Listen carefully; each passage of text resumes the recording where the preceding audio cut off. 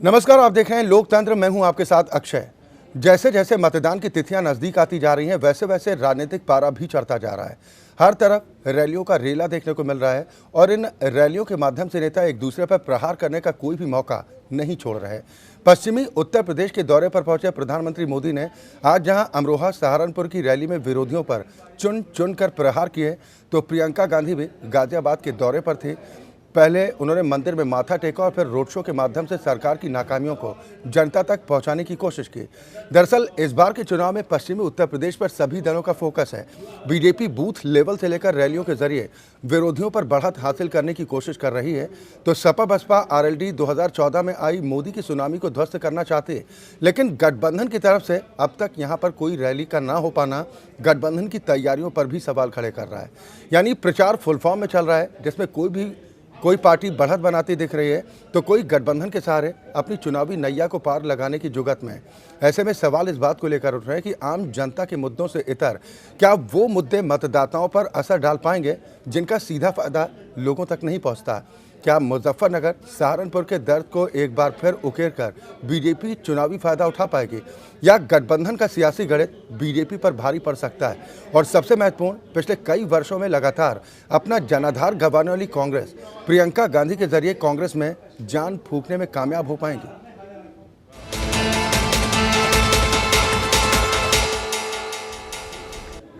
दरअसल देश में चुनावी शोर है। बीजेपी चुनावी मैदान में पूरी ताकत के साथ उतर चुकी है, लेकिन विपक्ष अब तक चुनावी मोड में नजर नहीं आ रहा। पहले चरण के लिए 11 तारीख को मतदान है। 9 अप्रैल को चुनावी शोर भी थम जाएगा। यूपी की 8 सीटों पर 11 अप्रैल को वोट डाले जाएंगे, लेकिन गठबंधन की तरफ से अब तक एक भी चुनावी रैली नहीं हुई। बीजेपी लगातार रैलियां कर रही है। मोदी चुनावी रथ पर सवार होकर मैदान में हुंकार भर रहे हैं, लेकिन साइकिल पर सवार हाथी अब तक रफ्तार नहीं पकड़ पाया। मोदी आतंकवाद से लेकर राष्ट्रवाद और दंगों पर पश्चिमी उत्तर प्रदेश में विपक्ष पर प्रहार कर रहे हैं, लेकिन विपक्ष अब तक मौन। देश में चुनावी रणभेरी बज चुकी है। ज्यों-ज्यों पहले चरण का मतदान नजदीक आ रहा है, त्यों-त्यों सियासी पार्टियों ने जनता से नजदीकी बढ़ा दी है। पश्चिमी यूपी में किला फतह करने के लिए सभी दलों ने पूरी ताकत झोंक दी है। एक बार फिर पश्चिमी उत्तर प्रदेश में सियासी दाल गलाने के लिए बीजेपी ने भी धुआंधार प्रचार शुरू कर रखा है। छोटे से बड़े नेता बूथ लेवल को मजबूत करने में जुटे हुए हैं। पहले चरण में मेरठ और सहारनपुर मंडल की 7 और मुरादाबाद मंडल की बिजनौर लोकसभा सीट पर मतदान होना है। अगर सियासी माहौल बनाने की बात करें तो पश्चिमी उत्तर प्रदेश में बीजेपी ज्यादा एक्टिव दिख रही है। खुद चुनावी महाभारत का कमान संभाले मोदी 2 बार दौरे कर चुके हैं। मेरठ के बाद सहारनपुर में जनता से वोट मांग चुके हैं। वहीं बसपा सुप्रीमो मायावती का यह इलाका गृह और कर्म क्षेत्र है। इसके अलावा रालोद की तो सारी ताकत ही इसी इलाके में है और उसके दोनों मुखिया स्वयं यहीं से चुनावी रण में हैं। लेकिन अब तक गठबंधन ने कोई रैलियां नहीं की है। मोदी ने गठबंधन पर जमकर निशाना साधा। कांग्रेस हो, समाजवादी पार्टी हो, बहुजन समाज पार्टी हो, आतंकवाद पर इसी नर्म रवैये की वजह से कुछ लोगों के हौसले बुलंद हुए हैं। बीजेपी एक बार फिर मोदी रथ पर सवार है। 2014 में यहां बीजेपी ने क्लीन स्वीप किया था और सभी सीटों पर भारी अंतर से बीजेपी के प्रत्याशी विजयी हुए थे। एक बार फिर पीएम मोदी राष्ट्रवाद और आतंकवाद के मुद्दे पर विरोधियों पर प्रहार कर रहे हैं। आतंकियों को उन्हीं की भाषा में जवाब देना हमारे देश में ही कुछ लोगों को परेशान करता है। उनकी रात की नींद उड़ जाती है जब भारत डंके की चोट पर दुश्मन को मारता है, तब कुछ लोगों को हिंदुस्तान में रोना आता है। पश्चिमी उत्तर प्रदेश के जिस इलाके में प्रथम चरण का मतदान होना है, वह सभी दलों के लिए अहम है। ये मुजफ्फरनगर दंगे से प्रभावित इलाका है। मुजफ्फरनगर लोकसभा सीट से इस बार खुद राष्ट्रीय लोकदल मुखिया चौधरी अजीत सिंह सियासी मैदान में हैं और अपने बेटे जयंत चौधरी को बागपत से उतारा है। मेरठ पश्चिमी उत्तर प्रदेश की राजधानी कही जाती है, जहां सभी पार्टियों का क्षेत्रीय कार्यालय है। बीजेपी के तमाम नेता पश्चिम उत्तर प्रदेश में पूरी ताकत से जुटे हुए हैं। मोदी ने चुनाव के वक्त एक बार फिर दंगे के दर्द को कुरेदा, सहारनपुर के लोगों को दंगे की याद दिलाई। सहारनपुर के बाजारों में वो आगजनी, व्यापारियों के साथ वो अत्याचार, क्या यूपी वो दिन भुला सकता है क्या?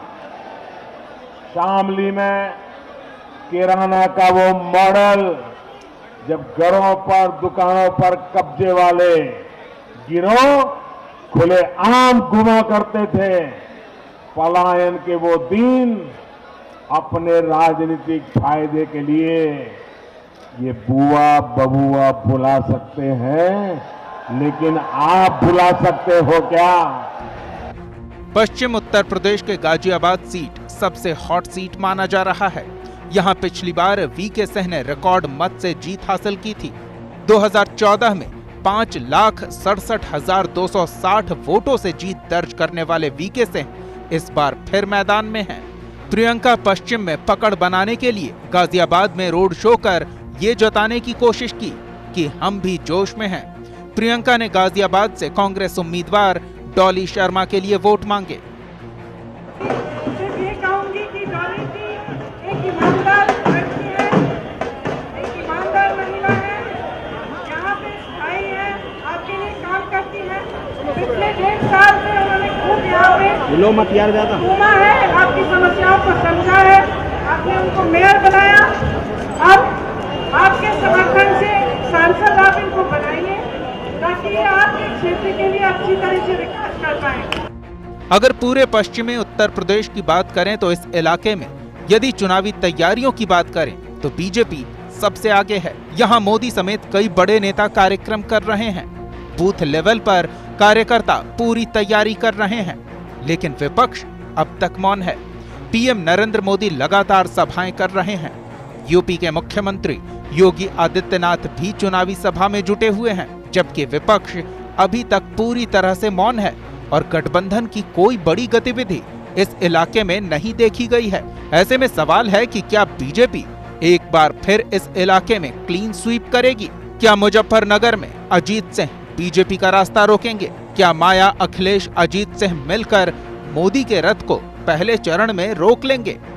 Bureau report. यहाँ तो सवाल इस बात को लेकर उठ रहे हैं कि आम जनता के मुद्दों से इतर वो मुद्दे मतदाताओं पर क्या असर डाल पाएंगे जिसका सीधा फायदा लोगों तक नहीं पहुँचता। क्या मुजफ्फरनगर सहारनपुर के दर्द को एक बार फिर उकेरकर बीजेपी चुनावी फायदा उठा पाने में कामयाब रहेगी, या फिर गठबंधन का सियासी गणित बीजेपी पर भारी पड़ सकता है? और सबसे महत्वपूर्ण ये कि पिछले कई वर्षों से लगातार अपना जनाधार गंवाने वाली कांग्रेस प्रियंका गांधी के जरिए कांग्रेस में जान फूंकने का काम कर पाएगी। आज हम इन्हीं समीकरणों को समझने का प्रयास करेंगे। सभी खास मेहमान हमारे साथ जुड़ चुके हैं। सबसे पहले अपने दर्शकों की मुलाकात अपने आज के सभी सम्मानित अतिथियों से। नोएडा स्टूडियो से 2 खास मेहमान हैं। भारतीय जनता पार्टी का पक्ष रखने के लिए विक्रम सिंह जी हमारे साथ इस कार्यक्रम में शामिल हैं, जबकि कांग्रेस का प्रतिनिधित्व करने के लिए पवन दीक्षित जी हमारे साथ इस कार्यक्रम का हिस्सा हैं। लखनऊ से 3 खास मेहमान हैं। नाहिद खान लारी जी हैं, आप प्रवक्ता हैं समाजवादी पार्टी, जबकि गौतम राणे सागर आप प्रवक्ता हैं पीएसपीएल के, और वरिष्ठ पत्रकार रविंद्र सिंह जी हमारे साथ इस कार्यक्रम का हिस्सा हैं। बहुत स्वागत है आप सभी का इस कार्यक्रम में शामिल होने के लिए। शुरुआत रविंद्र सिंह जी मैं आपसे ही करना चाहूँगा। आप कैसा चुनावी घमासान देख पा रहे हैं, खासतौर पर पश्चिमी यूपी का मौजूदा समीकरण आपके हिसाब से क्या कहता है? देखिए, जिस तरीके से अक्षय जी इन लोगों ने किया, जैसे गठबंधन है सपा और बसपा का और रालोद का, जो अभी आप दिखा भी रहे थे कि अभी तक पश्चिमी उत्तर प्रदेश में जो गठबंधन है इन तीनों पार्टियों का, इनका चुनाव प्रचार अभी जोर नहीं पकड़ पाया है, जैसा मैं देख पा रहा हूं। और बीजेपी की शुरुआत हो चुकी है, मोदी जी आज खुद प्रचार करने पहुंचे हैं और नेता पहुंच रहे हैं। तो एक तरीके से बीजेपी ने बढ़त हासिल कर रखी है अभी तक प्रचार में। प्रचार में बीजेपी की बढ़त है, और वहीं गठबंधन होने के बावजूद अभी तक सपा बसपा की ज्वाइंट या अलग अलग या रालोद की अलग अलग किसी की भी कोई ऐसी सभाएं नहीं हुई हैं जिससे कि लगे कि हम चुनाव लड़ रहे हैं। तो चुनाव में आने के बाद, जैसे आज प्रियंका गांधी की वहां सभा हुई है, रैली हुई है, ठीक है, तो कांग्रेस अपना जोर लगा रही है, बीजेपी काफी आगे बढ़ के जोर लगा रही है, लेकिन अभी तक इन दोनों तीनों पार्टियों का मिला जुला प्रयास भी नहीं है और एकल प्रयास भी नहीं है। अलग अलग भी अभी वहां नहीं पहुंचे हैं जी। और भले ही वो अपने वोट बैंक के हिसाब से देख रहे हो कि ये वोट बैंक हमारा है और तीनों का मिलके हम आगे निकल जाएंगे, लेकिन आगे निकलने के लिए भी लोगों को प्रचार के बीच, लोगों के बीच जाना चाहिए, लोग जाके प्रचार करें, जाएं। तो जिस तरीके से आज मोदी जी गए और उनके और बीके सिंह साहब कर रहे हैं और लोग योगी जी जा रहे हैं, तो एक उनका जोर बंधा है। लेकिन वही दूसरी ओर जैसे प्रियंका गांधी ने किया है, तो उनका आया है कि प्रियंका गांधी कर रही, कांग्रेस की आई, लेकिन अभी तक इन तीनों दलों की ओर से कोई बड़ी रैली सभा नहीं हुई है, जिससे कि लग रहा है कि अभी मामला ठंडा है। चूंकि समय अब इतना नहीं है, अब इन लोगों को जोर आजमाइश उस क्षेत्र में करना पड़ेगी, क्योंकि पश्चिमी उत्तर प्रदेश की जो सीटें हैं वो सब तीनों लोगों के लिए महत्वपूर्ण है। कांग्रेस के लिए भी महत्वपूर्ण है, सपा बसपा और रालोद गठबंधन के लिए महत्वपूर्ण है, और बीजेपी के लिए भी। बीजेपी को अपनी सीटें बचाना है और इन लोगों को बीजेपी की सीटों पर कब्जा करना है। तो देखना ये है कि आगे चल के कौन बाजी मारेगा, ये अभी चुनाव प्रचार के बाद ही मालूम पड़ेगा। चले बिल्कुल, लेकिन सवाल जो इस बात को लेकर उठ रहा है, आपने कहा कि गठबंधन अगर अब तक प्रचार के मूड में नहीं आ पाया, तो सवाल उठता है कि अब नहीं तो आखिर कब? पहले चरण का मतदान 11 तारीख को होना है, लेकिन अब तक प्रचार की शुरुआत का ना होना, कहीं नाहिद खान लारी जी अति आत्मविश्वास तो नहीं है गठबंधन को? देखिए, गठबंधन जो है बूथ लेवल पे अपना काम कर रहा है। आज अब समाजवादी पार्टी ने अपना घोषणा पत्र भी जारी किया है जी। अब पश्चिमी उत्तर प्रदेश में अभी हाल में जो उपचुनाव हुए थे, आप कैराना में और नूरपुर में, तो वहां पे बीजेपी ने पोलराइजेशन करने की अपनी पूरी ताकत लगा दी थी, और जो विपक्ष ने उसने भी ठान लिया था कि पश्चिमी उत्तर प्रदेश से बीजेपी का घमंड तोड़ना है। तो बीजेपी ने, विपक्ष ने दोनों सीट से मुस्लिम कैंडिडेट को खड़ा किया। योगी जी, प्रदेश सरकार, केंद्र की सरकार, अन्य प्रदेशों की सरकार, सभी लोग जो है चुनाव के प्रचार में आ गए। यहाँ तक मोदी जी बागपत तक पहुंच गए और उन्होंने रोड शो किया, लेकिन नतीजा क्या हुआ? पोलराइजेशन हुआ नहीं, बीजेपी फेल हुई, और जो हम विपक्ष था, जो हमारे प्रत्याशी थे रालोद से और कैराना से तबस्सुम हसन जी और नूरपुर से नईमुल हसन जी, ये लोग चुनाव जीत गए। तो ये सिद्ध होता है कि बीजेपी का घमंड हमने तोड़ा है। और रही बात चुनाव प्रचार करने की, तो मैडम परीक्षा में तैयारी नाम की भी कोई चीज होती है, इसीलिए तो मैंने सवाल किया। इसीलिए बीजेपी अपने आप को नेशनल पार्टी कहती है। मैडम सुन तो लीजिए, मेरा सवाल ये है, मैं बीजेपी का सवाल उनसे करूंगा। मेरा सवाल आपसे ये है कि परीक्षा की तैयारी आपकी बता देती है कि छात्र परीक्षा में कितने अंक लाने जा रहा है। तैयारी का कोई मतलब तो होता है, या फिर मैंने आपसे यही सवाल किया, आप लोगों को क्या ये लग रहा है कि हमारा जो सियासी समीकरण है वो इतना फिट बैठता है कि अब चुनावी रैलियों में पैसा खर्च करने की जरूरत नहीं है, समय बर्बाद करने की जरूरत नहीं है? ये अति आत्मविश्वास है या विश्वास है?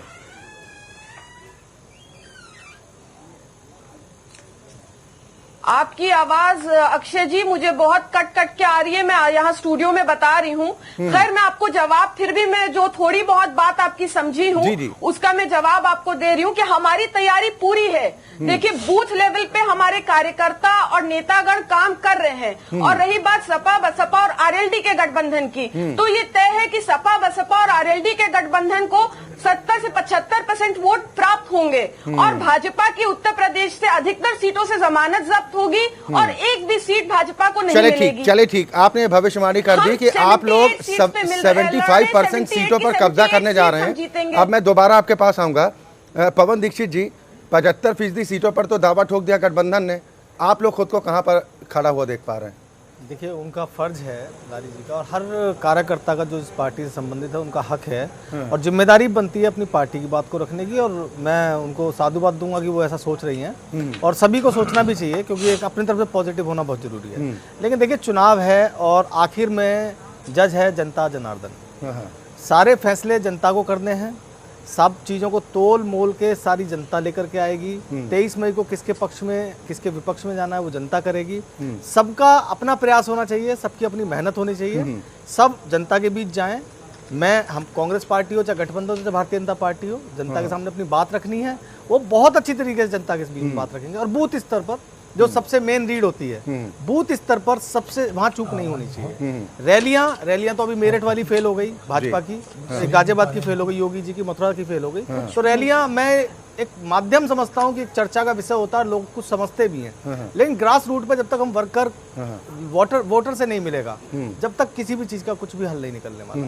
इसलिए सारी पार्टियां अपनी तरफ से प्रयास कर रही हैं। कोई ज्यादा बड़े स्तर पर जो दिख रहा है, एक चीज मैं आपसे और जानना चाह रहा हूँ पवन दीक्षित जी, गठबंधन की तरफ से, खासतौर पर बहुजन समाज पार्टी की तरफ से कांग्रेस को लेकर जिस तरह का रिएक्शन है, आप लोगों की इतनी सधी हुई भाषा, दबाव में है क्या कांग्रेस? नहीं, देखिए अक्षय जी, मैं अपवाद तो नहीं कहता कि कुछ लोगों ने आगे का विकल्प, मैं वही बोलता हूँ, अपवाद नहीं कहता कि किसी नेता ने, व्यक्ति विशेष ने कुछ बात किसी के लिए बोली हो, लेकिन कांग्रेस की हमेशा ये शैली रही है। 14-15 वर्ष से मैं कांग्रेस पार्टी में हूँ, और बिलीव कीजिएगा कि मैंने नहीं सुना उस तरह का। हम बिहाइंड द कैमरा भी या ऑफिस में बैठ के बात करते हैं, हम उस तरह की भाषा का स्तर नहीं रखते हैं। अब मायावती जी ने कहा, वो वरिष्ठ नेता है, उन्होंने किस संदर्भ में क्या चीज बोली है वो जाने, बताया जो भी है वो बताएं, वो चीज को सोचें, वो उन्होंने बोल दिया, वो उनकी तरफ है। मेन चीज क्या है कि हमें अपनी भाषा पर संयम रखना है। जो सत्ता पक्ष है, सर आज आपकी पार्टी के अध्यक्ष की भाषा का संयम टूट बिल्कुल, गया। उन्होंने कहा मैंने पहली बार आपकी खबर आई थी, मार कर निकाल दिया, बिल्कुल शब्दों का इस्तेमाल। मैं वही बोल रहा हूँ। देखिए कभी कभी क्या होता है, राहुल जी को पूरा देश जानता है इस बात पे, राहुल जी की एक सज्जनता को सभी लोग बोलते हैं। राहुल जी ने कभी बिलो द बेल्ट ऐसी कोई बात कही नहीं है कभी। आज एक बीच में आके कोई ऐसा शब्द निकला उनके मुंह से, शायद ये है। इसे धैर्य टूटना है, संयम इससे नहीं। कभी कभी क्या होता है, हम बहुत फ्लो में होते हैं। मैं भी अक्षय जी, मैं भी कई दफा तो कभी कभी जवान फिसलना नहीं बोलते, आप एक फ्लो में कुछ ऐसा वर्ड निकल जाता है, जो उसको मैं रिक्वेस्ट करूंगा आपसे कि उस पर ज्यादा हम तूल ना दें। मेन चीज क्या है, सवाल ये है ना कि तूल तो दिया जाएगा, हमने ऐसा, आपकी विपक्षी पार्टियां बीजेपी को तो नहीं छोड़ेगी। खैर हम आज अपने इस मुद्दे पर आते हैं कि क्या समीकरण है, इस पर ही बात करते हैं। क्या विक्रम सिंह जी ये माना जाए कि बीजेपी इन चुनावों में राष्ट्रवाद के मुद्दे को लेकर ही आगे बढ़ने जा रही है, क्योंकि विकास के मुद्दे तो गायब नजर आ रहे हैं? विकास तो करके दिखाया गया है अक्षय जी, और हर क्षेत्र में है, चाहे वो सुरक्षा हो, स्वास्थ्य हो, शिक्षा हो, गरीबों के लिए योजनाएं हो, उज्ज्वला हो, प्रधानमंत्री आवास योजना हो, जनधन योजना हो, स्पष्ट रूप से गरीबों तक सारी चीज़ें पहुंची, देशवासियों तक सारी चीज़ें डिलीवर हुई हैं। और राष्ट्रवाद हमेशा ही एक प्रमुख मुद्दा रहना चाहिए। अगर राष्ट्रवाद एक मुद्दा है तो इसमें कहीं नहीं, प्रमुख मुद्दा रहना चाहिए, ये बात आपकी ठीक है, लेकिन राष्ट्रवाद ही प्रमुख मुद्दा रहे, बाकी मुद्दों को दरकिनार कर दिया जाए। अखिलेश यादव कह रहे हैं कि अगर हम पावर में आएंगे तो हम सामाजिक न्याय की व्यवस्था लाएंगे, यानी सामाजिक तौर पर न्याय नहीं हो पा रहा है क्या आपकी सरकार में? नहीं, अखिलेश यादव जी ने एक बयान दे दिया कि सामाजिक न्याय की व्यवस्था हम लाएंगे, तो ये तो बताएं सामाजिक अन्याय हो कहाँ रहा है? बिना किसी तर्क के केवल उछाल देना बातों को, कैसे पोलराइजेशन होगा चुनाव में, उसके लिए नए नए तर्क गढ़ लेना, नई नई चीजों को लेकर आना। अभी पिछले दिनों जितने भी काम हुए हमारी सुरक्षा से संबंधित, चाहे वो स्ट्राइक्स हुई हो, एयर स्ट्राइक्स हुई हो, एसेट मिसाइल की लॉन्चिंग हुई हो, सब में हर बार कभी टाइमिंग, कभी सबूत, ऐसी विषयों को बार बार सामने लाया गया।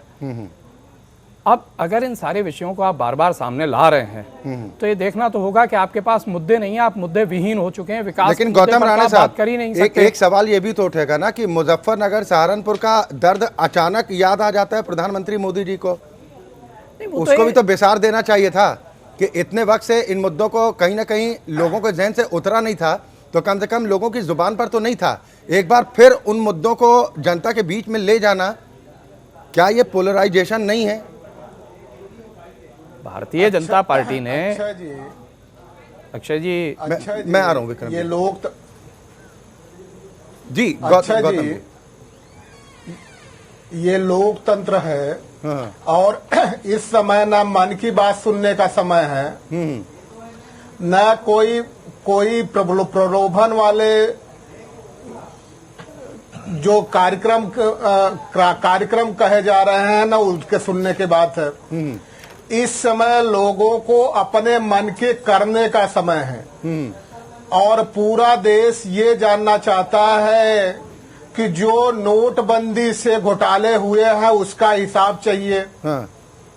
जो रफाल में घोटाले हैं उसका हिसाब चाहिए, जो टेलीकॉम सेक्टर में घोटाले हुए हैं, बीएसएनएल को बंद करके रिलायंस और वोडाफोन को चलाने के प्रयास किए गए हैं उसका विकास चाहिए, किसान बीमा योजना, किसान फसल बीमा योजना में जो 6600 करोड़ रुपए के घोटाले हुए हैं उसका हिसाब चाहिए, पेट्रोलियम के जो घोटाले हुए हैं, जिस तरह से ओएनजीसी को मजबूर किया गया है कि जीएसपीएस को कि पीसी को किस तरह से उनके शेयर खरीदे जाए वो उसका हिसाब लेगा।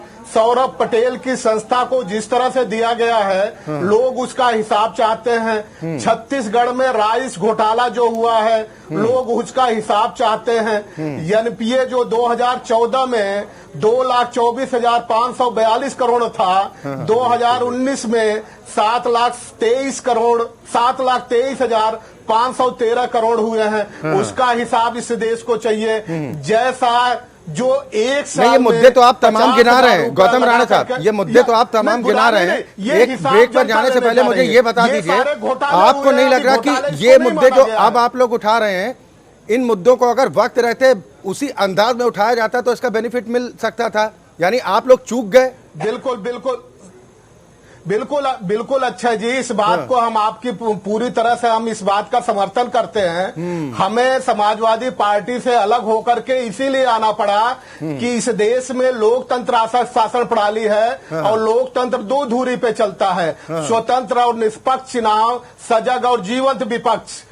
सजग और जीवंत विपक्ष इस देश से खत्म हो गया था। इन मुद्दों को जो उठाना चाहिए था उस बखूबी से नहीं उठाया, इसलिए हम अपनी जिम्मेदारी समझते हुए वहां से अलग हुए। चले ठीक, अब आपने अपनी जिम्मेदारी इस बात को लेकर स्वीकार कर ली है कि ये कहीं ना कहीं विपक्षों से चूक हुई है, लेकिन जनता अब चुनावी बेला में आपके इन मुद्दों पर, इन सवालों पर क्यों भरोसा करेगी? हम बात कर रहे हैं लोकसभा चुनाव 2019 की। देश भर में चुनावी शोर मचा हुआ है। उत्तर प्रदेश को लेकर तमाम राजनीतिक दलों के पूरा फोकस नजर आ रहा है, खासतौर पर पश्चिमी उत्तर प्रदेश में, क्योंकि पहले चरण में वहां पर कई सीटों पर मतदान होना है। सभी खास मेहमान हमारे साथ बने हुए हैं। एक बार फिर हम रुख लखनऊ का करेंगे। नाहिद खान लारी, मैं आपके पास ही आऊँगा। आपके लिहाज से पश्चिमी उत्तर प्रदेश के लिए इस बार महत्वपूर्ण मुद्दे क्या हैं?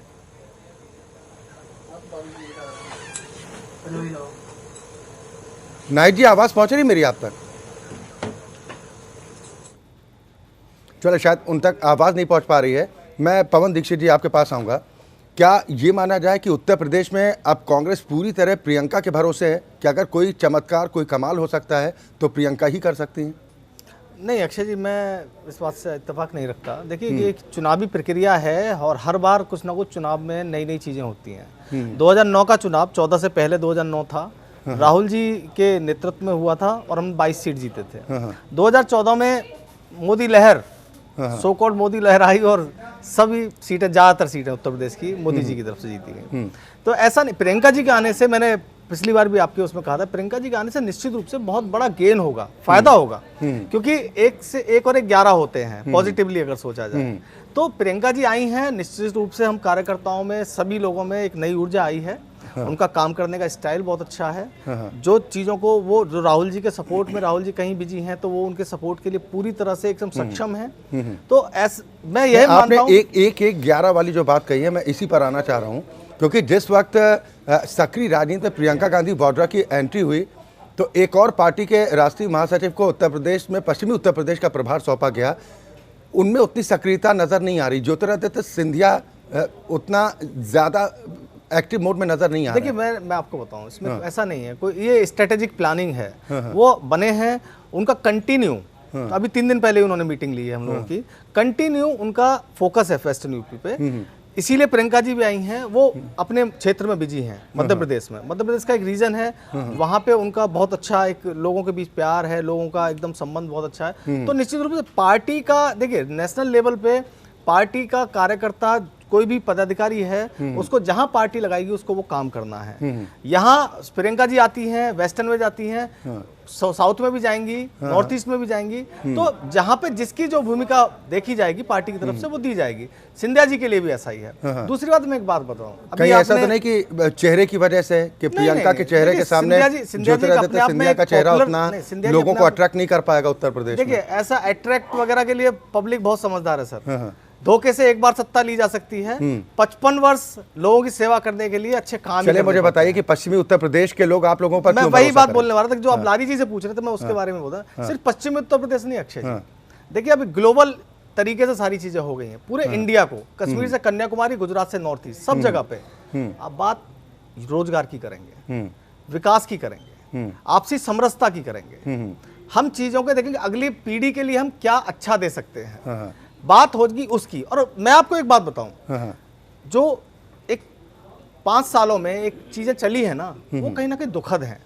जो चीजों को विकास के ऊपर बात नहीं हो रही है। 2014 में अगर आपको याद होगा, विकास एक मुख्य मुद्दा था मोदी जी का कि विकास नहीं हो रहा, भ्रष्टाचार हो रहा है और मैं लाऊंगा ये विकास करूंगा और 15 करोड़ और 15 लाख और 2 करोड़ ये सब कुछ। आज 2019 में विकास के नाम पर बात नहीं हो रही है, जीएसटी की बात नहीं हो रही है, उससे क्या नुकसान हुआ, नोटबंदी की बात नहीं हो रही है। आज की आपने रिपोर्ट देखी होगी अक्षय जी, क्योंकि आप बहुत प्रबुद्ध पत्रकार हैं। नोटबंदी के बाद से 88 लाख टैक्स पेयर्स ने अपना टैक्स देना बंद कर दिया बेरोजगारी की वजह से।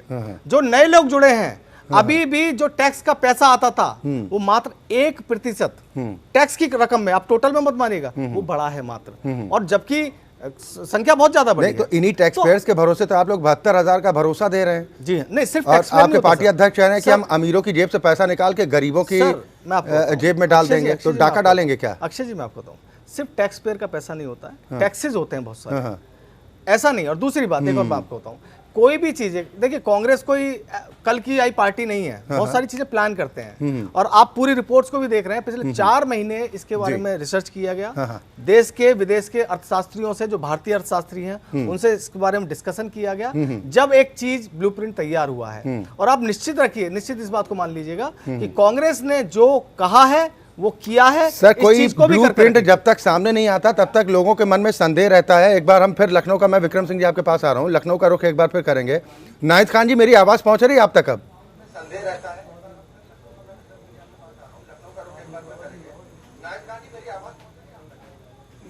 जी नाहिद खान जी, कांग्रेस इस उम्मीद के साथ कि हम जिस तरह से मेहनत कर रहे हैं उत्तर प्रदेश में, वो इस बात को स्वीकार करते हैं कि कांग्रेस जनाधार अपना खोई जरूर है, लेकिन जनाधार वापस करने को लेकर जो प्रयास अब प्रियंका गांधी वाड्रा की तरफ से हो रहे हैं वो प्रयास सफल जरूर होंगे। आप लोगों को क्या लग रहा है, आप किस आधार पर दावा कर रहे हैं कि 75% सीटें आप लोगों के हिस्से में जा रही हैं? सिर्फ समीकरणों के अलावा कोई आधार है क्या आप लोगों के पास?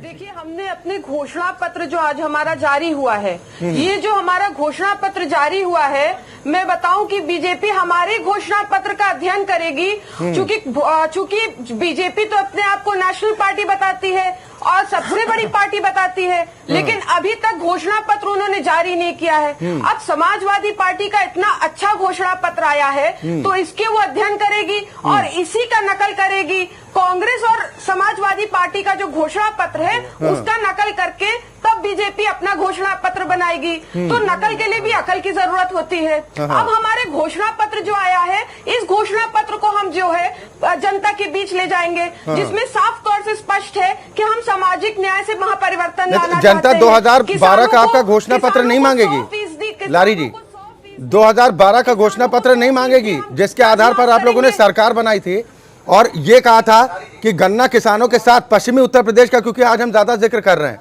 कि पश्चिमी उत्तर प्रदेश में जो गन्ना किसानों के साथ नाइंसाफी हुई, उनके साथ नाइंसाफी करने वालों को जेल भेजा जाएगा। जिन लोगों ने चीनी मिलों को बंद करने का काम किया, बेचने का काम किया, उनको सलाखों के पीछे भेजा जाएगा। आज जब उनके साथ आप वोट की अपील करने के लिए जाएंगे गठबंधन में, तो लोग पूछेंगे नहीं कि आपकी कथनी और करनी में इतना अंतर क्यों है?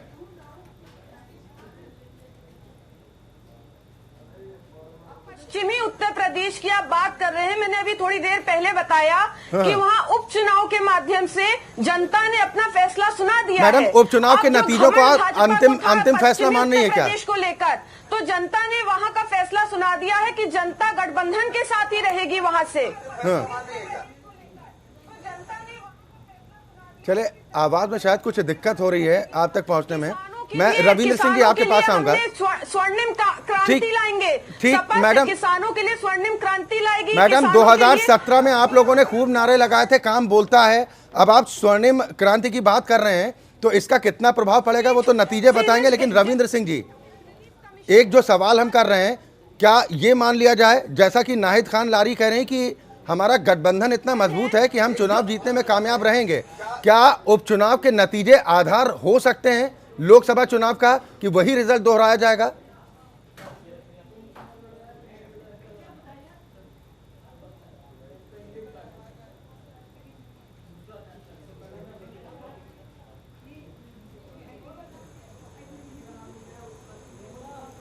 रविंद्र जी, आवाज पहुंच रही है आप तक? आवाज हमको मिली, लेकिन हाँ जी मैं बता रहा हूँ। देखिए अक्षय जी, हाँ देखिए अक्षय जी, सीधी बात यह है, उपचुनाव के नतीजे का आज की तारीख में कोई महत्व नहीं है। उपचुनाव हुआ, सपा ने जीता, इनके गठबंधन ने जीता, लेकिन आज की तारीख में जब आम चुनाव हो रहा है, आम चुनाव के परिणाम अलग तरीके से आते हैं। लेकिन मैं एक बात जरूर कहना चाहूंगा कि जैसे अभी जो बातें हो रही थी, पश्चिमी उत्तर प्रदेश में चुनाव प्रचार का जोर है, लेकिन सबसे बड़ी दुर्भाग्यपूर्ण स्थिति यह है कि किसी भी पार्टी ने, चाहे वो भाजपा हो और इन लोगों ने, किसी ने भी वहां पर जिस तरीके के जो मुद्दे, आम लोगों के जो मुद्दे हैं, आम आदमी जिन चीजों से हैरान परेशान है, चाहे वो किसानों का हो, गन्ना किसानों का बकाया का हो, किसानों की और समस्याओं का हो, या बेरोजगारी का हो, इसके ऊपर न होके हम सहारनपुर दंगे की बात कह रहे हैं। इसलिए कि लोगों को एक तरीके से वो याद दिलाई जाए कि कैसे दंगे हुए थे और कैसे लोग मारे गए थे। तो हम लोगों की भावनाओं को एक उभारने की कोशिश कर रहे हैं, ना कि हम मुद्दों की बात कर रहे हैं। प्रधानमंत्री होते हुए भी प्रधानमंत्री को आज कम से कम अपने भाषण में पश्चिमी उत्तर प्रदेश की समस्याओं को लेके बताना चाहिए था कि हमारी पार्टी क्या करना चाहती है, बजाय इसके ये बताने के कि हम क्या लेके आ रहे हैं, हमारा क्या अगला ध्येय होगा, हम चुनने के बाद क्या करेंगे गरीबों के लिए, किसानों के लिए, बेरोजगारों के लिए, गन्ना किसानों के लिए। हम याद दिला रहे हैं सहारनपुर दंगे की। तो इस तरीके से ये जो चीजें हो रही है, वो कोई भी पार्टी हो, हर पार्टी मुद्दों से भटक रही है। मुद्दों से भटक के लोगों की भावनाओं को उकसाने का प्रयास किया जा रहा है। इसमें सभी पार्टियां शामिल हैं। इस तरीके से आम आदमी का भला होने वाला नहीं है। हमें बताना चाहिए कि हम क्या करना चाहते हैं उनके लिए, एक लेके आना चाहिए था, या हमें ये बताना चाहिए कि हमने 2014 में जो घोषणाएं की थी वो कितनी पूरी हुई और हम जो बची हैं उनको कैसे पूरा करेंगे। तो ये सब चीजें होने के बजाय हम लोगों की भावनाओं को उभारने का प्रयास कर रहे हैं। ये सब चीजें लोगों की समझ में नहीं आ रही है। चलिए, बिल्कुल जो आपने कहा कि लोगों की भावनाओं को एक बार फिर कुरेदने की जो कोशिश है, लेकिन इससे क्या जनता वोट दे देगी? विक्रम सिंह जी, जरा अक्षय जी दोबारा से अपना प्रश्न रिपीट करें। मेरा जो अभी रविंद्र सिंह जी कह रहे हैं कि भावनाओं को जिस तरह से कुरेदने का प्रयास किया जा रहा है कि 2013 में जो मुजफ्फरनगर दंगा हुआ, तो क्या उसकी याद दिलाकर लोगों की भावनाओं को अपने साथ जोड़कर वोट हासिल करने की जुगत है? माननीय प्रधानमंत्री ने स्पष्ट रूप से सुशासन को परिभाषित किया है कि आज की तारीख में आप सुरक्षित हैं। आज की तारीख में दंगा नहीं हो रहा है।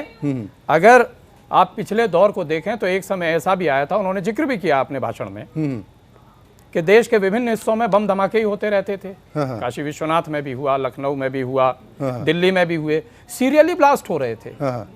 कभी एक दिन छोड़ के, कभी 2 दिन छोड़ के आतंकवादी घटनाएं होती जा रही थी। सुरक्षा के मजबूत कदम उठाए गए। प्रदेश में भी जब से हमारी सरकार आई है, सुदृढ़ कानून व्यवस्था आई है, अगर उसके बारे में चर्चा की जा रही है तो उसमें क्या आपत्ति है? नहीं, आतंकवाद और राष्ट्रवाद के मुद्दे को अगर उठा दिया जाए तो आम जनता का सरोकार उन चीजों से हट जाता है जिनको लेकर आप लोग घोषणा पत्र में जिक्र करते हैं।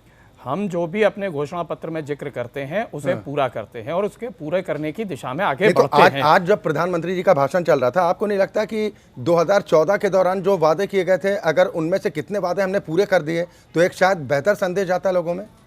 माननीय प्रधानमंत्री जी को क्या कहना है वो ज़्यादा अच्छे से जानते हैं और वो अपने विकास के कार्यक्रम को लगातार आगे बढ़ाते जा रहे हैं। मैंने आपको पहले भी सारी चीजें बताई, उन्होंने किस किस तरीके से आगे बढ़ाया। ये दावे तो सब करते हैं पवन दीक्षित जी, दावे तो सब पार्टी करते हैं जो सत्ता में रहती हैं। जी, एक बात और कहना चाहूंगा जी, अभी बात आ रही थी समरसता की, विकास की, दोनों तरफ से आई। अभी एक भाजपा को एक भी सीट न लेने देने का हमारी सपा की प्रवक्ता जी ने बात कही। 78 सीटों पर तो खुद लड़ रहे हैं और 80 सीट हैं, ये बाकी दो तो किसी को जानी ही हैं। अभी आप ये तय नहीं कर पा रहे हैं कि चुनाव आपका किस दिशा में जाएगा, आप अपने विजन को सामने बीजेपी नहीं को ला लग रहा रहे है हैं। कि उनकी कमजोरी हमारी ताकत बन जाएगी। जहां पर आप बार बार कहते हैं ना राष्ट्रवाद का मुद्दा उठ क्यों रहा है, राष्ट्रवाद का मुद्दा उठता है जब 124A को आप देशद्रोह की धारा को स्पष्ट रूप से कह देते हैं कि इसे हम आएंगे तो हटा देंगे। आप स्पष्ट रूप से कहते हैं कि कश्मीर में सेना और पैरा मिलिट्री फोर्सेस की संख्या में हम कमी कर देंगे। ये किस ओर दिशा दे रहा है? या आप किनका मनोबल बढ़ा रहे हैं? आप अगर शब्दों से भी किसी का मनोबल बढ़ा रहे हैं तो क्या वो इस देश के लिए खतरा नहीं है? पवन दीक्षित जी, ये कहीं नुकसानदायक तो नहीं हो जाएगा? देखिए, मैं तो इतना जानता हूं कि सिर्फ और सिर्फ छलने का काम 5 सालों में किया है मोदी जी ने। मैं विक्रम सिंह जी से पूछता हूं, 2014 की जीडीपी और 2017-18 करंट लास्ट ईयर गया है, क्या जीडीपी थी दोनों के बीच में, आपको पता है? नहीं, मुझे नहीं पता। नहीं पता। 7.1 है करंट में और 7.4 2014 में छोड़ी थी। देखिए अक्षय जी, बहुत समझदार आदमी हैं आप। जीडीपी मेन विकास का एक सबसे मूल चीज है, सबसे मेन जीडीपी की बात ही नहीं कर रहे हैं। मैं आता हूं, हम बात कर रहे हैं, हम विकास की बात करेंगे, हम औद्योगिकरण की बात करेंगे, हम समरसता की बात करेंगे। जो घोषणा पत्र में हम वादा करेंगे उसकी बात का तो जिक्र आपको करना ही पड़ेगा। उसकी बात करेंगे जब डेवलपमेंट में। एक मिनट, जब आप विक्रम जी, मैंने एक बार भी आपके बीच में नहीं, आपने पूछा था, मैं दोबारा आपके बीच में मैं सिर्फ एक चीज बता दूं मैं आपको, राजद्रोह और देशद्रोह में फर्क समझिए। देखिए, मेरे पास में जो मैनिफेस्टो कमेटी के मेंबर हैं गौरव कपूर हमारी में, उन्होंने साफ ये बात कहा है कि भाजपा इसको गलत तरीके से प्रेडिक्ट कर रही है। राजद्रोह और देशद्रोह में फर्क समझिए। धारा 124 है। आप सही से समझा नहीं पाए इसका नहीं, मैं समझा। सबसे बड़ी बात सर देखिए क्या है, हमने एक घोषणा पत्र जारी किया। सर मुझे बताइए इस बात में कोई संशय है कांग्रेस पार्टी में अभी भी कि आप लोगों ने कहा कि जम्मू कश्मीर के लिहाज से 370 अभिन्न अंग है, उसको नहीं हटाया जा सकता, हम सरकार में आएंगे तो नहीं हटने देंगे? इन्होंने हटा दिया। आप मुझे बताइए ना, आप देखिए सर, एक बात बताइए मुझे, जब 370 नहीं, उससे पहले पाकिस्तान विभाजन से पहले भी श्यामा प्रसाद मुखर्जी उस कमेटी में थे जब विभाजन की सारी बातें आई थी। 370 का हो, 35 का हो, सब श्यामा प्रसाद मुखर्जी थे। श्यामा प्रसाद मुखर्जी कौन है सारा देश जानता है। तो 370 श्यामा प्रसाद मुखर्जी दे गए। मेरी आप सुन लीजिए, श्यामा प्रसाद मुखर्जी उस मेंबर कमेटी में थे सर, कैबिनेट के हिस्सा थे। और चेयरमैन कौन था ये भी तो बताइए ना। कैबिनेट का हिस्सा थे। चेयरमैन कौन था ये भी बताना पड़ेगा। उनका वोट किधर पड़ा था? पवन जी, मुझे ये बताइए, सुनिए ना, 370 किसी दिन आप बहस कीजिए, आप हटाने की बात तो अलग है, 370 हटाने की बात तो एक तरफ है। अगर आप ये घोषणा पत्र में वादा कर देते हैं कि अगर हमारी सरकार आई तो 370 नहीं हटने देंगे, तो ये स्टैंड आपको लग रहा है कि बिल्कुल ठीक है? बिल्कुल ठीक बात है, ठीक बात है सर। रीजन है उसका, जिस वक्त कश्मीर का विलय हुआ आपने उनको क्या क्या दिया था। आप क्या पिछले 65 सालों से कश्मीर नहीं था इंडिया में? क्या ऐसी स्थितियां थी? देश अभी तक हमारे युद्ध के अलावा सबसे ज्यादा सैनिक इन पिछले 5 वर्षों में शहीद हुए हैं सर। आप चीजों को उस लेवल पे आप समझिए। मैं आज भी, चलिए 370 एक स्टेट का मुद्दा है, सेंसिटिव मुद्दा है। नहीं तो कल को अगर महबूबा मुफ्ती उमर अब्दुल्ला जैसे अगर नेता कह देंगे तो आप कश्मीर से दावा भी छोड़ देंगे? 370 के आप दावा भी छोड़ दीजिएगा सर, ऐसा कैसे हो जाएगा? 65 सालों में तो नहीं छोड़ा। मैं गौतम राणे आपके पास आऊंगा, क्योंकि चुनाव में मुद्दा तो राष्ट्रवाद का हावी रहेगा, आतंकवाद का हावी रहेगा। जीडीपी इस बात में कोई दो राय नहीं है। लेकिन अगर कोई पार्टी खुलकर कह देती है कि 370 हम नहीं खत्म होने देंगे, ये किसका मनोबल बढ़ता है? उस सूरत में जब जम्मू कश्मीर के नेताओं की तरफ से कहा जा रहा हो कि हिम्मत है तो 370 हटाकर दिखाइए, भारत से जम्मू कश्मीर अलग हो जाएगा, कश्मीर अलग हो जाएगा।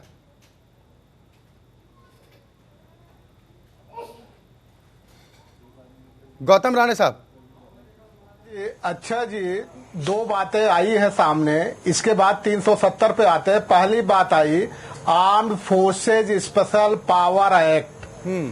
ये कहते हैं कि अगर कांग्रेस ने ये कह दिया कि हम जो है कश्मीर, जम्मू कश्मीर से इस फोर्सेज को हम कम करेंगे, इनके पावर कम करेंगे तो भाजपा को आग लगती है, जलन होने लगती है। तो इनसे विक्रम सिंह जी से ये पूछिए कि त्रिपुरा में किसने खत्म किया, मेघालय में किसने खत्म किया,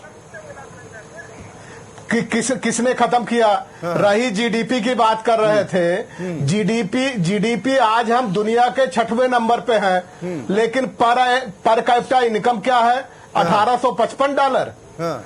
और जब पर कैपिटा इनकम पे चले जाते हैं तो हम 143 नंबर पे आ जाते हैं और जीडीपी 6वें नंबर पे हम आ जाते हैं। ये आंकड़ों की बाजीगरी करना बंद करें, देश के सामने सही स्थिति प्रस्तुत करने का समय आ गया है। अब न मन की बात चलेगी, न मन की बात चलेगी और न घोषणाओं पे चलेगा। ये देश अपने मन की करने जा रहा है और जो फेल हुआ है उसे सजा देने जा रहा है। तो आप पास होंगे इस बात की गारंटी क्यों है? गौतम राणे साहब, आप पर भी तो सवाल उठेगा ना। हमें अपने कार्य पे भरोसा है और देश की सोच पे भरोसा है, उनकी समझदारी पे भरोसा, उन पे विश्वास है, इसलिए गारंटी दे सकते हैं। और 23 मई को भी इसी गारंटी के साथ हम आपके सामने बैठे होंगे। चले ठीक, 40 सीटों पर आपने उम्मीदवार उतारे हैं। हालांकि आप लोग गठबंधन में जाने की तमाम कोशिशें कर रहे थे, बात नहीं बनी। फिर कांग्रेस के साथ भी जाने के लिए आप लोगों ने प्रयास किए, वो भी बात नहीं बनी। लेकिन रविंद्र सिंह जी, लेकिन जो राष्ट्रवाद का मुद्दा हम बार बार कर रहे थे, जो झूठ और जुमलों पे बनी हुई सरकार है, उसको हम हटाने की कोशिश कर रहे थे। सर मुझे बताइए ना कि किसके सच पर यकीन करेगी रविंद्र सिंह जी? आम जनता के पास विकल्प क्या है, विजन क्या है राजनीतिक दलों के पास कि अगर हम सत्ता में आएंगे तो जनता को क्या देंगे? कोई कह रहा हम 72,000 देंगे, लेकिन ये नहीं बता रहा कि हम 72,000 कहां से देंगे।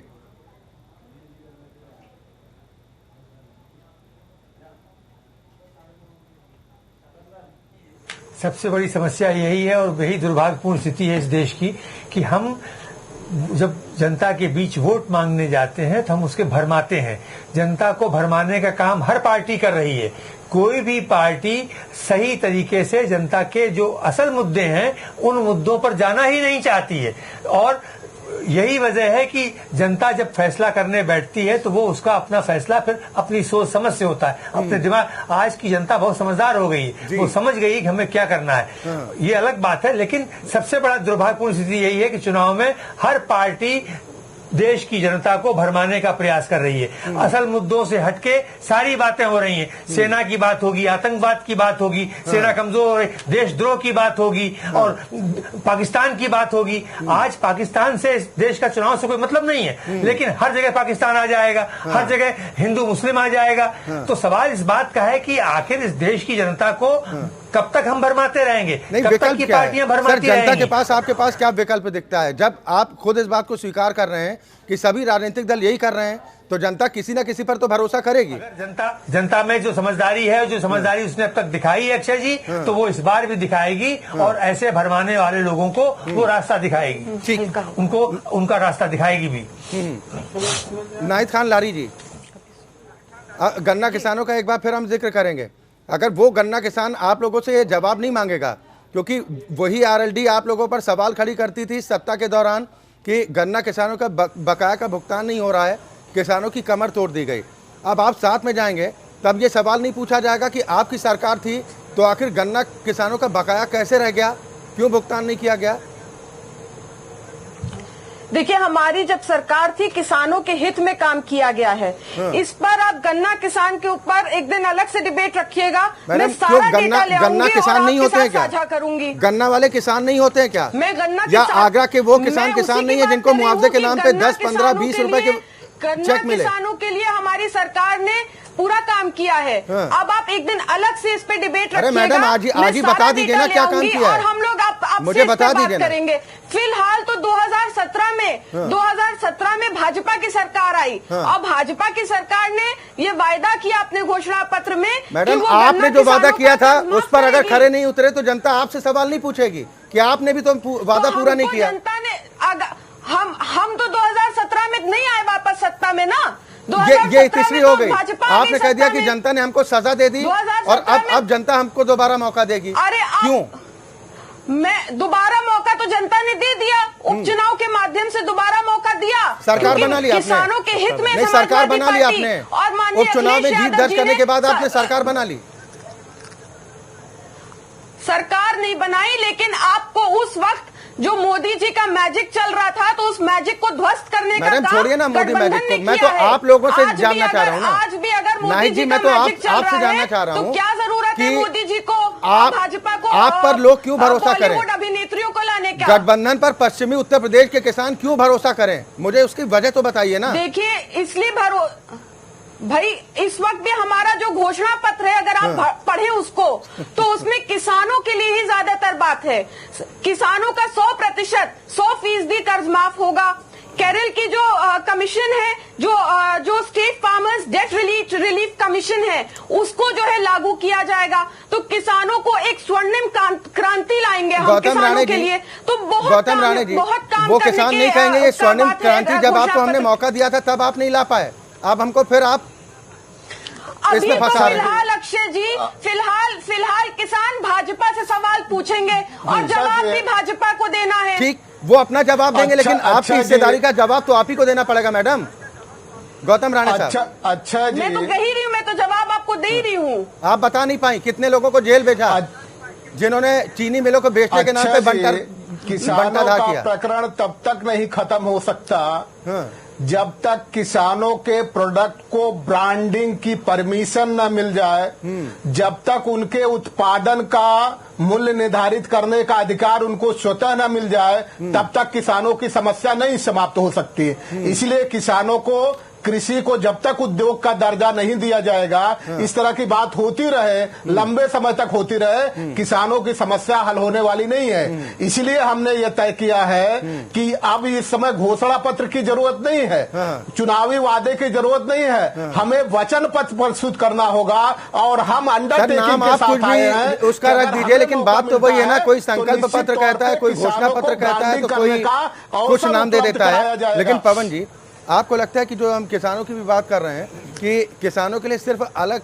बजट ला देने भर से किसानों की समस्याओं का निदान हो जाएगा, या कर्ज माफी कर देंगे तो किसानों की हालत सुधर जाएगी? देखिए, कांग्रेस ने साफ बोला है कर्ज माफी एक उपाय नहीं है, किसान को सशक्त बनाना है। घोषणा पत्र में साफ बातें लिखी हुई है। कृषि बजट, खुद के कृषि अर्थशास्त्रियों ने इस बात को कहा कि 70 साल में पहली दफा है, ये एक अच्छा स्टेप हो सकता है अगर कांग्रेस सरकार में आती है, तो कि किसानों के लिए अलग बजट रखा जाता है।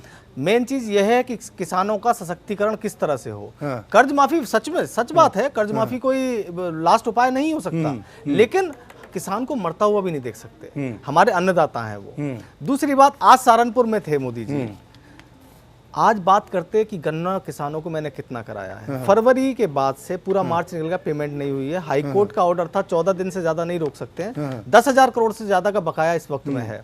और 2017 में जब अखिलेश सरकार गई थी 14,000 करोड़ का बकाया था। मैं लारी जी को शायद उनको पता नहीं था, मैं इसलिए बता रहा हूं। तो उसको उन्होंने कवर किया, लेकिन अपना आप लेके चले आए हो, उतना ही आ गया ना, 14,000 और 10,000 करोड़। फिर योगी सरकार ने क्या अच्छा कुछ कर दिया? इवन हाई कोर्ट ने इस वक्त में इन्वॉल्व किया। आप तो यही ना कि राजनीतिक दलों की तरफ से दावे वही किए जाते हैं, लेकिन जब सत्ता उनको मिलती है तो उस वक्त वो या तो सत्ता के मद में चूर हो जाते हैं, या फिर उन्हें उन लोगों का ध्यान नहीं रह जाता जिनको वादा देकर वो सत्ता में आते हैं, और उसके बाद नतीजा ये होता है कि लोग खुद को ठगा हुआ महसूस करते हैं। कार्यक्रम के अब समापन का वक्त है, वक्त इससे ज़्यादा इजाज़त नहीं दे रहा है, लेकिन कुल मिलाकर यही कि दावे तो अपने अपने हैं। कोई गठबंधन के सहारे अपनी चुनावी नैया को पार करने की जुगत में लगा हुआ है, तो किसी को लगता है कि किसी एक खास चेहरे के दम पर हम अपनी चुनावी फिजा को अपने पक्ष में बनाने में कामयाब होंगे। तो बीजेपी इस बात को लेकर दम भर रही कि पिछली बार हमने 73 का आंकड़ा छुआ था सहयोगियों के साथ, इस बार भी वही करिश्मा दोहरा पाएंगे। लेकिन चुनौती इतनी आसान नहीं है किसी भी राजनीतिक दल के लिए, क्योंकि जनता अब जागरूक भी है, जनता जनार्दन भी है। अब उसे सिर्फ इंतजार है उस दिन का जिस दिन मतदान होगा, और तब बाद में पता चलेगा 23 मई को कि जनता के भरोसे पर कौन पार्टी, कौन दल खरा उतरता है। बहुत शुक्रिया आप सभी मेहमानों का हमारे साथ इस कार्यक्रम में शामिल होने के लिए, और इसी के साथ लोकतंत्र में आज के लिए बस इतना ही। खबरें लगातार जारी हैं।